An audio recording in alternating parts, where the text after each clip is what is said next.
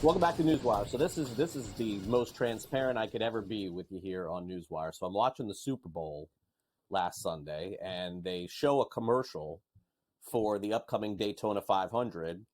Immediately, I think, all right, got to fire up Jim Santis and get him back on the show. It's been a while, and now we got Jim back. Always so good to us, making appearances here. So versatile. I know we're going to get good plays coming up this weekend, Daytona 500. We had to do it, Jim. And thanks again for coming on. I know it's a busy day, Valentine's Day and everything else. Appreciate the time. Yeah, it's a delight to be here. Always love talking some NASCAR with you, Craig. So it's been a while. How you been?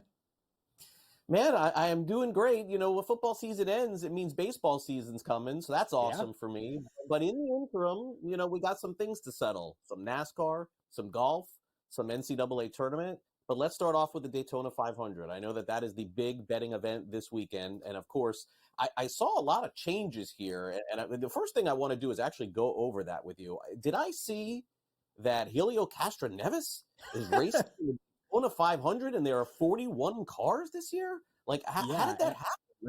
I didn't even know that this was going on.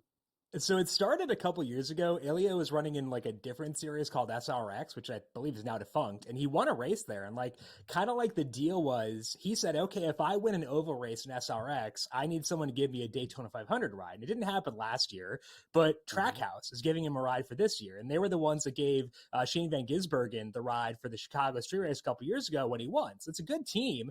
And Helio comes in, he runs the dual race last night, and you know, partly bad luck, but also partly, you know, inexperience, got involved in a crash in last night's race. So didn't get a lot of on-track time, unfortunately. But yeah, Helio Castroneves, an Indy 500 champion running the Daytona 500. We had Travis Pastrana in the field a couple years ago. That was pretty fun, too. Jimmy Johnson's back. Martin Truex Jr. coming out of a retirement, even though he never actually stopped racing. So it's a pretty fun and weird field this year. Yeah. Yeah, definitely so. 41 drivers this year and cars. And, you know, I think if we go back and we take a look at who won last year, it was a little bit of a surprise that William Byron ended up winning. Ricky Stenhouse won in 23, Cindric in 22, McDowell in 21. And, you know, from doing my bit of research, it feels like a lot of people are backing the 2020 winner, Denny Hamlin, this time around on Sunday. So I'll turn it over to you and tell me if that's accurate. Yeah, I mean, Denny's always a guy you can turn towards on the super speedway because he's proven he can be a winner at this track and he gets the job done when it matters. I actually, personally, Craig, like a guy who is also on that list, a former Daytona 500 champion in Austin Cindric. Now, he's 24-1 to win at FanDuel Sportsbook, and I'm honestly surprised he's still there because I like that on Wednesday before qualifying. And then Cindric went out and qualified second. So he got his spot locked in for the 500. He didn't have to do anything last night in the dual race, but he still won the dual race anyway, basically just for funsies. And that's pretty fun. And yet he's still there 24-1 to win this race. Cindric is a guy driving for Team Penske who has always been really, really good on the super speedways. Of course, won that 2022 Daytona 500, his first race as a full-time driver in the Cup Series. He had a podium later that year at Daytona as well, I believe. And last year, there were 6 pack races. So Daytona, Talladega, or Atlanta. In those 6 pack races, Cindric's worst average running position was 12.